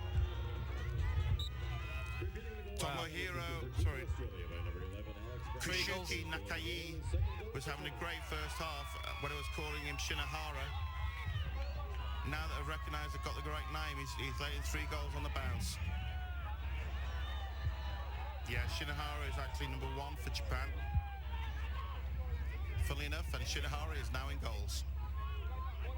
have switched of goalie. Yes, you're right. They switched the goalkeeper. So Mr. Nakai certainly is not going to be feeling too happy as he concedes 3 goals within 8 minutes, and they've put the number 1 back in. This is a case where yesterday they had a goalkeeper performing really well, and they took him out when he's playing well. This decision where he's had a good first half, he's come out shaky and conceded 3 goals at the beginning of the third. He's given him a quick hook and switched him out. You've got 3 goalkeepers, it gives you that option. Mariuma passed it out to the wing. Good slide by Sam Williams. Recognised it could be a problem. The goalkeeper came out and played as an extra defender. Again, Hasegawa, number 10, taking the ball down the wing. There's an interesting comment actually on the chat room, and a great spot there. I love this chat room because you really do get some very intelligent views. And the comment was that this extra meeting that the Japanese had about this stalling rule and all that stuff has totally put them off the actual game, and they stopped playing the game that they came to the match with, and it totally disjointed them. No, again, we don't know 100% whether the meeting was about the stall. It could have about some in the rule, but suddenly for the first time in this championship, the referees have become part of the story. Yeah. Previously, it was all about the players on the field. The referees done a fantastic job. Now for this game, suddenly, the referees make a decision which I've not seen before. It could be a rule I'm not familiar with. And then the referees are having a meeting delaying the start for the third quarter. The Japanese coach walks away unhappy and then has to have another message. So the last message he's sending out to his team before they start the game is a negative message. Yeah. And so they come out, they feel that they're disappointed, that maybe they've been a bit grieved. Hopefully they recover their composure. It turns into a great game, but it was still going to be a great game when it was Japan 5, Australia 1. Yeah. Because the Australians are never going to sit down, and they had 40 minutes of lacrosse, and it was a chess match. It was, would the Australians, would they play man-on-man, or would they go to zone? Yeah. Well, the Aussies are... And now having scored those 3 goals, they're back in man-on-man. Yeah. Got the confidence up, and I'd say Australia are firm favourites to win this game now. There's an off-the-ball push there. Yep. That looks like it's Alex Brown. Let's have a look at this earlier shot, actually. This one hits the post. Watch this. It hits the right-hand post as we're watching and goes up to the halfway line. Look at that. Goal stick side high, but the goalie didn't get a sniff of that one. Now, it was so nearly 6-4. Japan now have an extra man. Was that for the chip on the edge of the goal, do you think? Yeah, there is... what happens is people set picks, so you actually if you stand still, you can act to the screen. Sometimes the defender gets, if he's a bit frustrated with the attackman, can actually run through the pick. Good save. Vital save there. It's actually quite a weak shot. And what happens when you run through a pick, you're body checking someone who's defenseless, who's standing still, and we actually call for unnecessary roughness. So the defender hasn't just got round the pick, he's actually deliberately ran into the pick and knocked him over. So that was the call on that one. He raised his elbow, the referee, which is the call for unnecessary roughness or late hit. And so it's a 1-minute penalty. But that penalty, they took a weak shot, low to high stick side, make the save, and Australia looking comfortable again on the attack. Japan still in their 6-man zone. They played it all tournament and they look comfortable in it, but still these 2 guys on the right hand side seems to be a slight weakness because they don't matching up with the Australian shooters. This is Nicholas. Up top, Darren Nicholas. Hidden ball, fakes the ball, takes a shot. And save. Takehiko Shinohara. Finally got the right guy in goals. 12 and another save by Williams. Japan got the transition, they got the fast break, the behind goal, popped it up front. The save went from high to low, he changed the plane on the shot, but Williams read it all the way. Perham, goal. He's definitely got the hot stick at the moment. Egan drives into the back right. I think it was Egan, it might have been number 8 for Australia. That's Marty Hyde. outside shot, picks his corner. Top right corner. Lee Parham feels like Superman right now.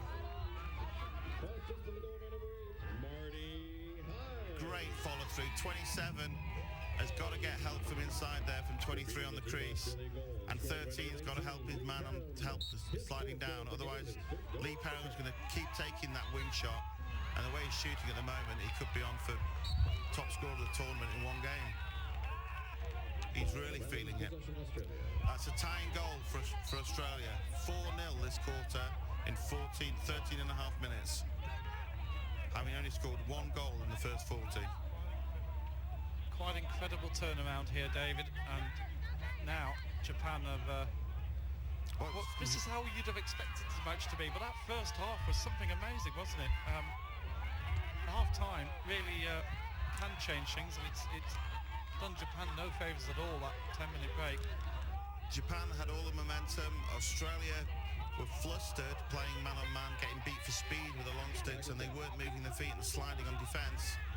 Flag down to Japan have another man up. One of the most impressive things about Japan, though, in the Germany game, they were 6-2 down. They really struggled in the first half. They fought their way back to 9-0 at three-quarter time. And in the last quarter, when you think this is going to be a great game, now that Germany have fought all the way back, Japan came back again and ended up winning 15-9. So it really isn't over till it's over. So Australia, this is their quarter, but Japan still have hope to come back in the fourth. Now that they know they can compete, there's no mystique about Australia.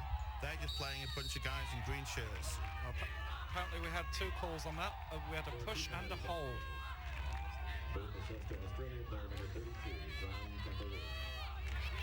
Vitally important here for the man up. Left-handed shot, decides not to take it. And that'll be Australia ball. Good play. Mariuma was looking for the pass. Long clear. Surprised to go for the long pass. Hopefully it's wide open. Was that a turnover? That looks like a turnover. The Australian defender makes a great play and then throws the ball away. Just look at this one again. And he's gone for the shot there. Yeah, that was Sugu off Sakine. Oh, sorry, Ikagawa off Sakine. Took the shot wide right, and the Australian defender made the play. But then once he's got the ball, instead of taking his time and clearing the ball, he saw somebody open and went through a 70-yard pass, went straight out of bounds, and turned the ball back over instantly. Again, it's about thinking calmly under pressure. Could be a head check there, 16, and goal and a flag.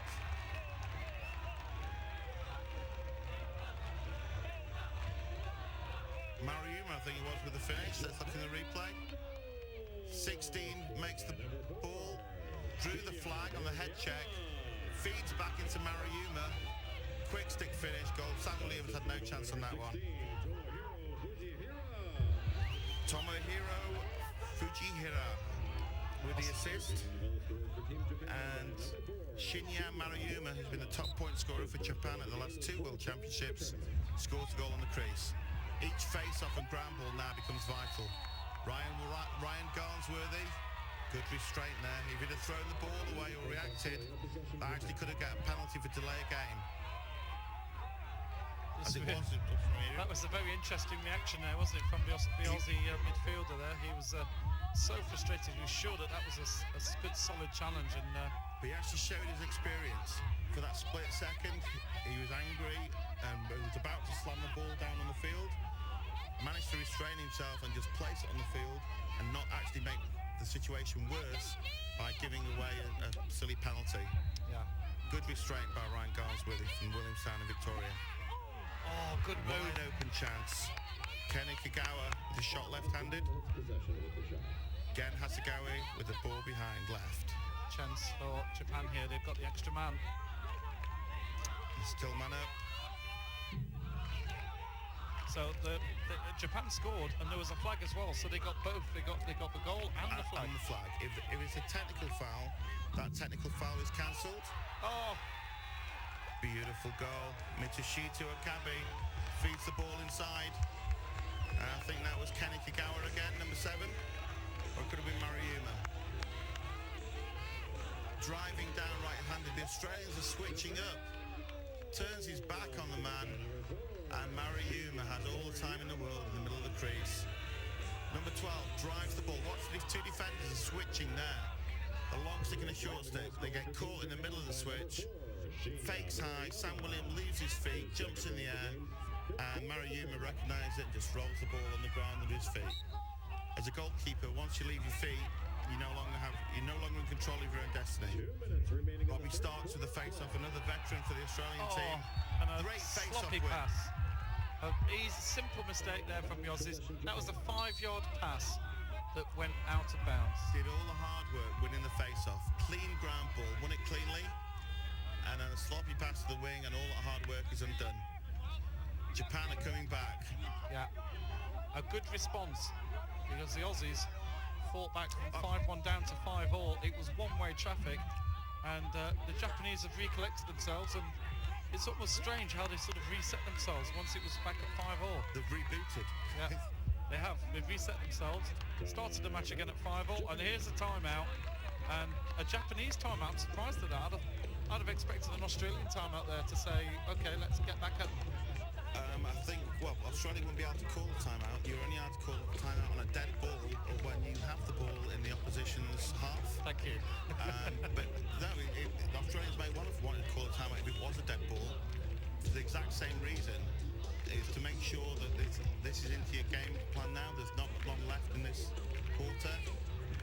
So Japan will go back, now they've regained the 2-goal lead, to maybe having a control offence, regain the composure and look to take good chances. They also could have recognised something new in the Australian defence from those last 2 goals, and they want to share that information with the whole team to try and exploit what happened in the Australian defence. They had the matchup strong, and when you have a matchup, you want to have your long sticks against the best attacking players, and have your short sticks against the not so strong attacking players. The Australians recognised they didn't want the matchup they wanted, but they actually tried to switch while the guy had the ball. So they got caught in the switch. Mariuma was wide open on the crease, sneaked backdoor cut while the Australian defenders were switching, got the goalkeeper up in the air and scored low. So if the Japanese coach recognised that, they may be looking to, again, get some picks going on the crease, get the Australian matchups in the wrong way, and the Australians have gone, is this back to a zone? It looks as if it is, doesn't it? It looks as if it's gone back to zone. This could be just for the last minute from the half. Do you think that they're just having a breather? Is that what quite often what you want to do, and I spoke to a number of coaches, is if you're playing man-on-man and there's a minute left and a timeout, that timeout would be to take advantage of your man-on-man defence. So you then go in with a zone defence, that timeout has just been wasted because all their play would have been against the man-on-man. Likewise, if you're playing a zone defence, you may want to play man-on-man for the last minute, so that all your preparations of the opposition, if they have a set play or a particular isolation they want, is ruined by switching up. because they've switched? Yeah. It's bluff, double bluff. Yeah. Well, it's been a fascinating match. As you know, we seem to have something controversial in everything. In America, Canada, we had a goal that wasn't allowed, and we saw in the instant replay that it was a definite goal for the USA. England versus Japan, we had the goal that was just after full time, so we missed out on Japan there, and of course overtime and then that sideline ball. There is a national anthem going on pitch 2 at the moment. A hidden ball trick worked for the first time in the World Championships. The camera bought it, the crowd bought it, the Australian defence bought it. Superb play. I hope one of the cameras has caught that. One of the tricks in the Okay, here we go. Tell us what happened here. Oh, look at that. Fantastic. If you could just rewind that. It's a hidden ball trick. 2 players get together. They both run away. One of them runs away. Okay, there you go. Number 4 looks like he's giving the ball away and taking it off. He drives hot. He's a hot hand. He's been attacking. He takes the ball upfield. All the defence, the goalie looking in. The other guy walks in, scores the goal, Hidden ball trick, superb work. Round of applause inside the media centre. Yeah, the whole of the world's media are watching this, and there's a round of applause for what a fan. And did you see, like, the thing is, almost as good as the trick. Just let's watch this in normal speed, because play of the day right there for me. this is the play of the day. There's no doubt about it. Let's watch this in normal speed and just watch the Japanese reactions afterwards, because they all know that they've just done it. So there we go. They're all off. Number 9 knows where it is. He's watching going, yes, and look at them. I'll tell you what, I've been in a situation of playing against Iricon Nationals and been on the field while this happened. Every single one of those Australian defenders on the field now just wants the ground to open up and a hole to jump in it. Because you're on the field, you're playing defence, and the referee blows the whistle and says goal, and you have no idea what just happened. What an incredible moment in this tournament. And what a crucial time to do it. Japan have just gone 3 goals ahead. And a superb hidden goal trick from Japan. Oh. I've seen the Canadians have done it. Lewis Ratcliffe with England does it regularly. The Australians have tried it themselves. I watched the Wales versus Finland, which is the great playing game this morning, which finished 9-7 to Wales. And they tried it a number of times in that game, but didn't take advantage. That was perfect execution there.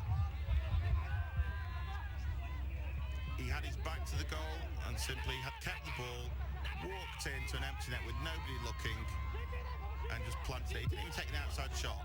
He actually had time to walk into the goal and make sure that it was certain, just drop it in the goal. Well, that was the end of the third quarter in all that excitement. I was just saying that we'd seen everything, and then we had the hidden ball trick, so we now have truly seen everything. I don't know, we've had the streaker as well. Lacrosse has a few more tricks up its sleeve. Yeah. Oh, wonderful. Well, it's been a joy to see. As far as the hidden ball trick, that was a fine execution. But there are also some alternatives to the hidden ball trick, where you can actually have a person making a fake pass and the next teammate making a fake catch. He just ran away cradling, but you can also have them both running off, both cradling, and the defence doesn't know who to mark. Yeah. It's a really good way of drawing a penalty as well, if you get someone who's checking you when you haven't got the ball, because you're only allowed to check the man with the ball. Yeah. So you can draw a flag with the defence is playing within what he thinks is within the rules. It's just the man hasn't got the ball. But we're back to live play. Yeah. So I was enjoying now, that one. Well, absolutely one of the highlights of the tournament so far. And Japan are back into the... Oh, look at this for speed. He's passed 2 there. He's gone past them again. Number 13. He's not on the roster. Inside. Maruyama! Oh. Great save. It's actually number 18. The numbers aren't very clear for the Japanese. I thought it was 13 as well. That's Yushuki Sahoda. Tremendous speed in the clear. Find Maruyama wide open on the crease. Found Maruyama wide open on the crease. Sam Williams makes the one-on-one save. It's a crucial save. If Japan had taken a 4-goal lead, especially if the Aussies drop back to the 6-man zone, we could be looking for some real pressure. Yes, it's number 18, Dave. You're absolutely right. It looks like 13 there now absolutely. when we see it. It's all these clever super fonts nowadays, isn't it? There's actually a rule in the FIL that they should be solid numbers, and the Japanese numbers on their white shirts aren't solid. They're just a white number on a white background with a blue outline, and these numbers as well aren't 100% clear. It really disadvantages not just the commentators or people watching the game, but also the actual opposition, because it's hard to scout and it's hard to recognise what player is you playing. So it's like bending of the rules. Oh, a chance. Super save. And again, what a save. Number 1. And it's been blown. Takehiko Shinohara. Double save again. That matches Sam Williams' effort in the first half. Watch this. Here we go. Great play. Gets his man. Perrin with the ball. Left-handed cutter. Save. Oh, round the back. Carter with a left-handed round the world on the crease. Would have been a great finish. But again, hits the goal in the leg. I think the second one he didn't know much about. Anson Carter's had a tremendous tournament so far for Australia. 4 goals against America. He had 3 goals against Canada. He doesn't care who he's playing. Number 22 for Australia is representing his team very well. Again, the Aussies now is still facing a 6-man zone. They've not found an answer to it. Moving the ball quickly around, which is great. Adam Sear's been quiet today. Egan up top. Fancy shot. Sear will fancy go. Oh! Stick side high. Oh, what a pick at one-handed. And it's back to level again. Japan have got the extra man. Oh, wonderful play. Fantastic transition, Lacrosse. Gen Hasegawa to Arturus Sugu. The Japanese, the one-handed pickup, full speed between two men, splits the defense, recognized cross-field pass, 3, 4, 5 fakes on the run, had two defenders chasing me, he leaves it to the last split second, and then Gen Hasegawa, 1, 2, 3, 4. Well, Stick side high. Dave, I've got some very interesting information here. We've just been told, and it's quite pertinent now, is the fact that Japan look as if they're going to win this match, that the league table will be decided on goal difference between all matches, including Canada-USA matches and Germany matches. Now, I'm just going to have a quick look at the schedule, and who's got Germany in the last match? Australia. Do you think that Australia are going to want to rack up as many goals as possible? Well, yeah, there's some of our friends in America don't believe in the mercy rule, and that what's the point in beating a team if you're beat by more than 10 goals? Yeah. So if you're 10 goals up, you shouldn't shoot. It's unsportsmanlike, and it's not fair. These are international athletes, and if their chance of a place in the semi-final depends on a goal, then I think the mercy rule can be thrown out the window. Japan will be looking to, Australia will be looking to score as many goals as they can against Germany. And as the way the draws come out, England really have an opportunity. But England have to face Canada, Japan face USA, and then we get an issue of looking at the results and trying to concede the least number of goals. We could get a situation that England could be 10 goals down and just playing for time and just trying not to concede anymore. Adrian, hopefully the England coaching staff are listening to this. Hello, coaching staff. If this result stays and confirmed that all the goal difference of all the games in the blue division count, England have a tremendous opportunity to actually finish in third place in the blue group rather than fourth. Absolutely. Because all they need to do is, it's not about winning against Canada or America, it's about not conceding goals and not giving the goal difference away. And the interesting thing, the schedule is that England's match is on last, so they will know exactly what they need to do. So there's a bit of home advantage there with where the schedule's gone. Now, Japanese are playing around here. Now, remember this stalling call a bit earlier on? The coaches in Australia, I've spoken to a number of my Australian friends back home, Victoria and WA in South Australia, where the three hotbeds are around Adelaide, Perth and Melbourne in Australia. And the Australian team from 2006 had a number of players who were very strong, and they were very pleased with the coaching staff. Yeah. Unfortunately, they've not had the same support, this team, that have been picked. And for the Australia to sit back now in the zone while Japan can stay behind goal, I am amazed at. Australia need 4 goals to win. Whether they don't realise that they could actually miss out on goal difference, I don't know. They assumed that everyone favoured that Australia, after beating England, would finish in 3rd position and get the bronze medal. And Japan score again. And this match is 5 officially... goals, 12 and a half minutes to go. Australia have to step out the 6-man zone. This match is officially over. Japan are 10-5 ahead. Australia just not putting any pressure on at all. And this is going to be fascinating. Adrian, I have to pull you up on that one. 12 minutes to go. There could be 20 goals in this game in 12 minutes. Okay, we'll have a little side bet, shall we? Lacrosse is a rapid-fire game. If the Australians get the momentum just like they did in the 3rd quarter, they scored 4 goals without answer in 5 minutes. So the game is a very low-scoring game. But if they continue doing like they're doing, then I agree 100%. If you play a 6-man zone, they don't even have to shoot. Number 3 can sit behind goal. That's Kenny Kagawa.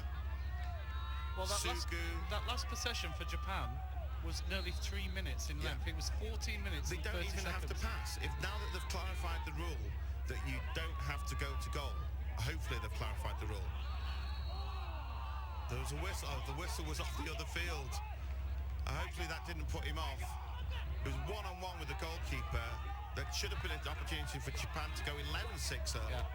And the whistle went, but it's actually a whistle from the other field where there's another game taking place. It's Poland versus Bermuda on pitch 2, and I did get a question, why is the national anthem being played? Well, it's because it's Bermuda, so they play God Save the Queen before their matches. Okay, Australia now, they just haven't cracked this six-man zone. They've got to score, They've Australia seen here. Japan play 3 times. Japan haven't played man-on-man once. They played zone the whole time. Saved. Whistle. Again, is there a turnover? I think he's calling a push in the back. This could be Australian man up. I was about to have a go at the referees there, as the cross players like to, thinking that was another opportunity for a play-on call. But what happened was it's actually a Japanese pushing the back on an Australian player. And so it's a man up. It's a great opportunity for Australia. Adam Sea's got to fancy a shot. Low to high. Over. That, our cameraman back there. It was very close as well. Who got the back line there? They gave it to Australia. Good cut down there by Gilbraith Watson. Sia. Outside shot, goal. Oh. You were saying it's over? Well, Lee Perham is at his 4th or his 5th goal of the game. Lee Perham, whatever happens today, can keep his head up high.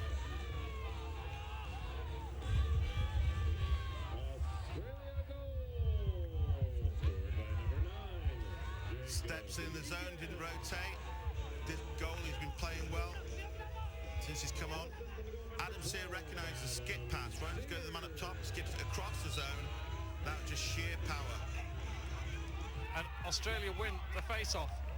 This is the momentum, because the face-off rule, if you become dominant for a couple of minutes on the face-off, you can literally score a goal in under 10 seconds. Win the next face-off, get the fast break, score another goal. Robbie Stark, number 2 there, the veteran of the Australian team, comes up big. Adam Sear, number 12 up top, pass it down to the wing. Carter, 22, to Brown. Again, they're looking for that space up top. Here's Pickett, will he fancy the outside shot? Carter, behind goal again to Egan. Oh no, sorry, Perham. I thought he'd be in one of the top spots for the shooter spot. Now he gets to the wing, did he fancy? Then he steps in, they recognise it. Much better play there by Japan. Sia. Garsworthy. Sorry, Ryan Garsworthy. Brown. Drives right to left behind Lee Perham. Skip pass through. Sia mishandles it. Ball's loose. Ball's still loose. 3 Japanese players. Great play by the Australian. He recognises under pressure with his body and just rolled it one-handed to a colleague. Brown, good short stick defence. Could be called for a hold. I'm not sure that the flag's gone. Flag's Japanese. The defender there actually a bit naive. He gave the hit and then held his hands up to say, look, it wasn't me, ref. He should have kept on playing and he might have got away with it. Yes. Well, what a match this has been. And he looked guilty. Cross-check, 1 minute. And Australia now have a 1 minute period of a man extra. Australia very much still in this game. 7.5 minutes. If you're winning the face-offs, you've still got a chance. They had that period in the 3rd period where they dominated, scored 4 goals in 5 minutes. The question is, can they do that again? They've never really solved this Japanese zone. And what's more, the Japanese players, and here it is. Oh, what a save! This keeper. Crucial save, but they're not getting the ball back. Adam Sear this time with the ground ball. This is what I'm saying with the zone. Shot, goal!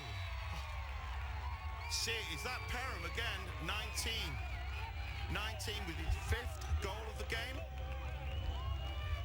Memo to the Japanese coach, perhaps you want to mark number 19. Steps into it, top corner, off stick side. Fantastic finish. In off the back post as well, you heard it. Adam back Sear to the post. is giving him too much room to step in for the wing. He's splitting those 2 defenders. And they're all going off stick side high, top corner. 10-7. We're back to level. 6-20. Face-off folks. is very important. And Australia win it again. Robbie Stark's crucial on the face-off. That's 3 in a row. Don't know if he's had knee problems, but he's coming up big. The veteran showing his experience there. Not trying to force the ball, maintain it, takes the hit, and then finds an Australian colleague. Well, Now they're gonna from me putting my foot in it and calling it officially over at 12 minutes, they've scored twice in 6 minutes. They need to score 3 times in the next 6. You won't be getting many Christmas cards from Japan. You're Australia. tempting the lacrosse gods with fate for that one. Oh, Off the pipe. oh. The one thing about lacrosse is to expect the unexpected. Carter, goal! Pickett from Carter, cut inside. Suddenly it's all clicking for Japan again. Japan 10, sorry, for Australia again. Pickett with a quick stick finish. That should be time out, Japan.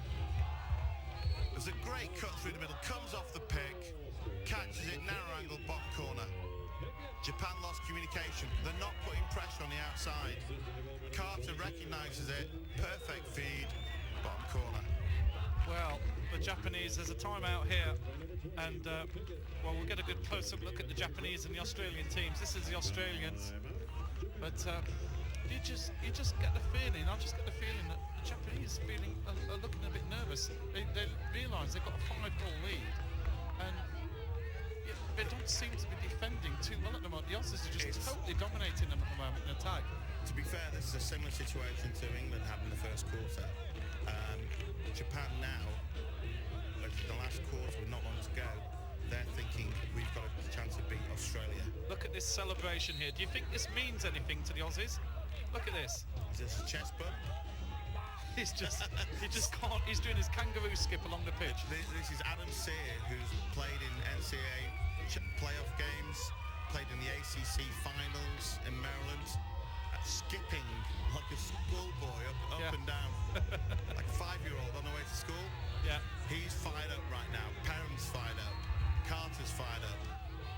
Well, Japan, this is a face-off thing. It's crucial they get the ball. If Australia sit back in the zone, they can stick it up the jumper and then they can just ride the clock out. massive 2 face-off goals here. is vital. Australia have won the last Robbie 3, Stark, and they've won another one, but it's loose. great pickup. Stark won the draw. Oh, that's unlucky. It's still live. Oh, It's still live. Perham. it's picked up by Australia. The hand goes up into the air. Let's take a break, guys. Lee Perham recognises he's actually as soon as one person picks up the ball, it's released, which means that the people behind the Australian line are allowed to come out and contest for the ground ball. There's a decision here. We're just going to hear this. Offside. Offside, So Japan. the people got a little bit too excited there. An attack player must have stepped off offside, contesting the ground ball. Mental errors at this time are crucial. 4.5 minutes to go. Sear lines it up. Wide right. Oh, it's being given to Japan. Another decision. This time goes towards Japan. And there's no other referee there to overrule it this time. Well, the Aussie Here's team number didn't like 18. that one. Sahoda. Right, you can stay there, goalie. You don't need to go Absolutely. anywhere. The Aussies have to make a move on him now. Wait till they call, get it and keep it in. Yeah, Japan is back to even. There's Attack for the clear, go back to your goalie. Attack ball halfway, go back to your goalie. Aussies need to come and play the ball if they want to win this game. There we go, they're starting to slide and rotate, which means the ball, people will be further wide open. And he's turned it over. There are some real nerves in this Japanese team. He's just passed it straight to the Australian. Timeout Whistle's Australia. gone. Well, you know, I have spoken to sportsmen sometimes, and they've said their arms feel like jelly. They're so nervous, and the occasion's getting to him. What was he doing with that pass? Arousal levels, whether a player is too laid back and simply can't get into it, or a player is simply too excited, have a major effect impact on lacrosse. Right, here we go. All the people at the Masters and the golf or at snooker, 26, there's no need to make that pass. There's a 2-on-1. He's got the ball, carry on running. If the Aussie guy comes to you, then you make the pass. He's trying to make a pass to a guy running upfield with an Australian defender 2 yards away from him. And there was no one in front of him. He could just carry the ball. They'd done the sensible thing. They'd gone back to the goalkeeper. They'd earned the extra time. The Aussies had doubled it. He had all the time in the world to turn the ball over. Number 26 for Japan. That's Jiro Fukuzawa. Now, strangely enough, if you're an England fan, you actually want Australia to win this, or at least draw. Actually, a draw would be best for... Well, no, you can't have a draw, for an of course. England fan, you actually want Japan to win this by a lot. You want Japan to win it by 4 goals. Because then Australia are out, who beat England. No, it's on Japan. But it's on the overall group. Yeah, it is on the overall group. On goal difference. But we'll talk about that in a minute, Dave. Don't worry. Let's get back to the match. There's 3 minutes and 40 seconds left. Australia 2 goals down. Surprise, surprise, it's a thriller. Ryan Garnsworthy. Oh, there's some great matches here. We've had one cracking match every single day here. It's been a pleasure to be here. I've just been unlucky. Goal inside, feed inside, Pickett. It bounces loose. Shinohara comes up with the ball. It'd be interesting to see that same long stick that made the error before. Yeah, it was. he managed. I was thinking the same. Borrowed time. Oh, lovely pass. This is a lovely flow move. Oh, the keeper does brilliantly there. Well done, Sam Brown. Sam Williams. He was out of his goal. He took a gamble, didn't he? He took a risk. As Andy Gray likes to say, you got to gamble. Yeah, he definitely took a gamble on that one. I think if the Japanese forward had had a shot, it would have been a straight goal into an empty net. The goalie was well out of his circle. To be fair, Adrian, that's a great play. Most time, 99 times out of 100, the goalkeeper will stay in his crease, and he's faced with a one-on-one finish. Oh, goal! Japan have scored. Look at the celebration. Celebration.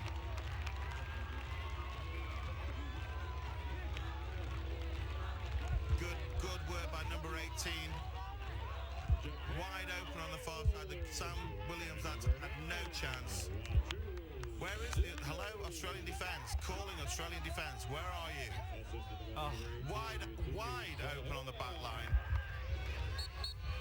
That's Wataru Suku with Yashuki Sahora with the assist. And Australian face-off against Robbie Stark, I think he was with the ball. Inside goal! Lee Perham took the ball on the run. I don't know, is that number 6? Is it number 7? Lee Perham is on fire today.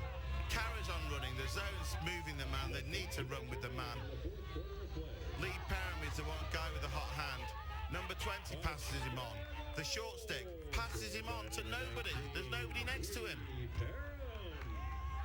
Again, Japan have played zone all week long, but even they have made mistakes in communication with the zone. Could be a hole there, gets away with it. Good ground ball, excellent play. Is he going to go to cage and pulls it out? Good play. Yeah, less than 2 minutes. Takahaki Yoshioki.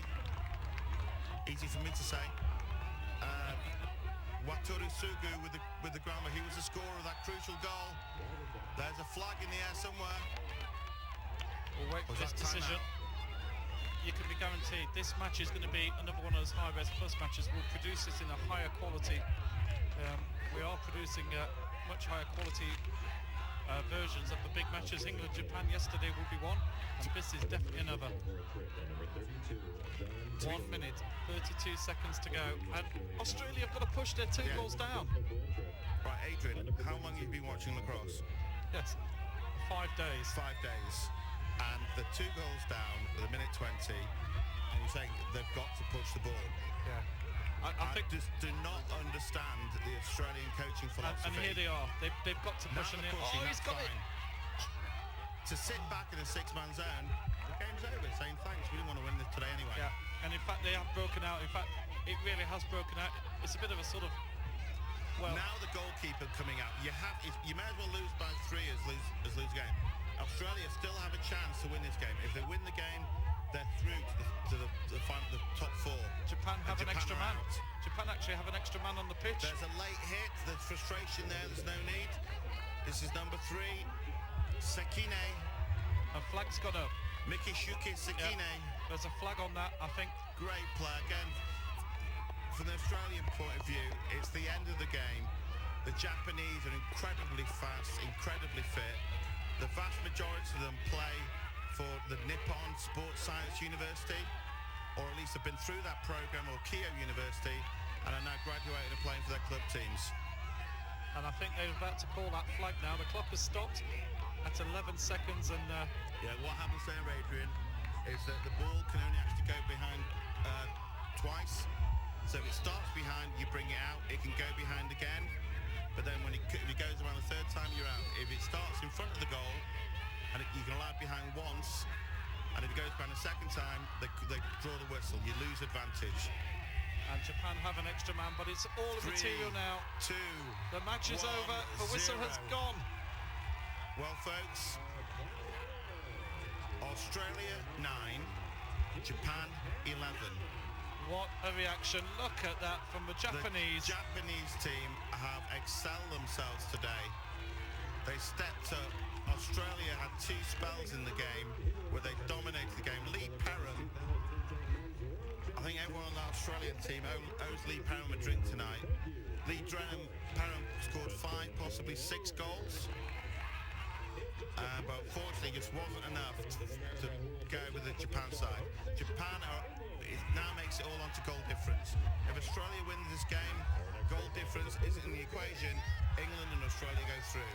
It now means every single Blue Division game is vital. We've got 3 live matches tomorrow, and in fact, well, we've got a match tonight. England have a double advantage because they now have another match. They've got USA and Canada. Everything has gone England's way on this situation. They've got USA and Canada to come, knowing that they just have to concede as small a number of goals as possible. The less goals they can concede, the better, because it's going to help their goal difference at the end of it all. Yeah, there were talks in the England camp, actually, previously on other tournaments, definitely not this tournament, but on occasions it has been muted that when you play America and Canada, that perhaps you give your second string players a chance, because you're up against professional players, and it's actually an opportunity to give your players a rest. Now in this situation, every single goal counts.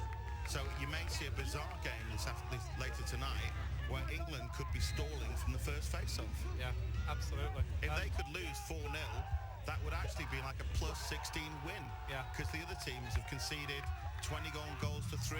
We'll have to look at the results from the other games. We'll have to look, yeah. But you're absolutely right. It's quite an incredible situation. The cards are very much stacked in England's favour. Tremendous game by Japan. Let's not take anything away from them.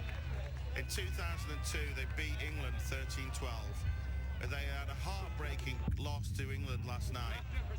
In the last seconds, the last 30 seconds of was it last 24 seconds of overtime? Yes. When there were 1 goal up, and England turned it around to not only tie the game, but actually win the game within the regulation period of overtime. Well, To recover from last night's game, or yesterday's game, to play Australia, and not only to run them close, but to beat Australia and dominated them in the first half. Australia were 5-1 up at one point before the bizarre situation at halftime. We really must find out what the story was. I love the tradition here of Japan. Yeah, they're going towards Every their single fans. one of them, the Japan fans in the crowd have been fantastic. They line up and bow to their fans, and the fans, there were some fans dancing yesterday every time the music comes on. There's one guy wearing a kimono who some of the security staff tried to take a lacrosse stick off him that he was dancing with. The whole rest of the crowd, Australians, English, Canadians, all booed, and the security staff thought better of it and gave him the stick back to a rousing applause. Yeah. Tremendous scenes. All the fans look in at that. Japan.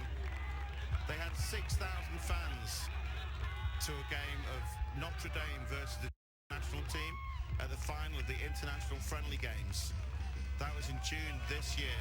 And there's on the right, if our main cameraman could go to the right, This is the little baby, I think, that he's been doing. You can't really tell from this camera. Number 8. There's Has a he got little his boy kid with him? Yeah, he's got his little boy with him. And there's take a bow, Japan. Take a bow. Absolutely wonderful. Superb scenes.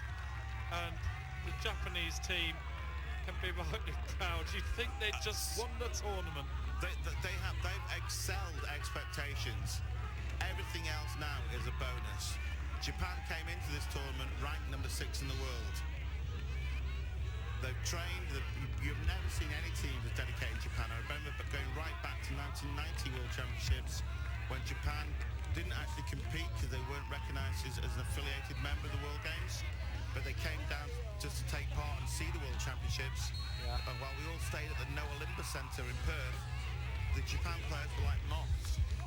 Any light in the No Olympus Centre, you'd find 3 Japanese players at whatever time of day practicing and throwing the ball against the wall. The dedication and discipline to training is unbelievable. Well, we're going to wrap things up here. Dave, it's brilliant having you on board. It's, I would, you're like a lucky lantern to me or something. You just seem to bring along the brilliant matches.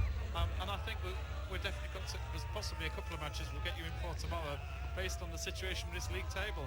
We've just seen, I think you could say, a really major shock here. Japan beating Australia, 11 goals to 9.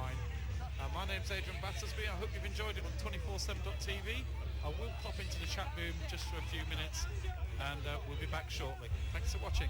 Goodbye for now.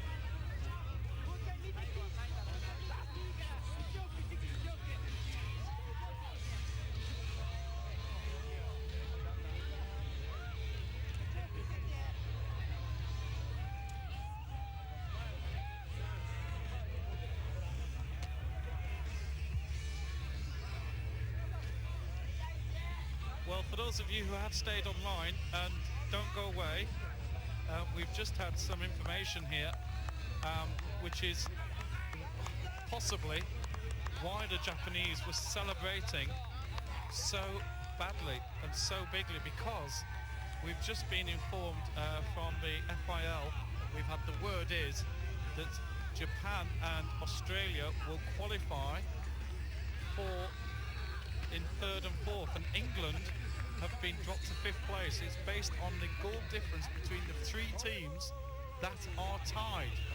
It doesn't include the matches against Germany, the United States or Canada. And as those 3 teams have already played each other now, that's, yes, Begley, thank you very much for that. It does mean, unfortunately for the home fans, that England are not in the top 4.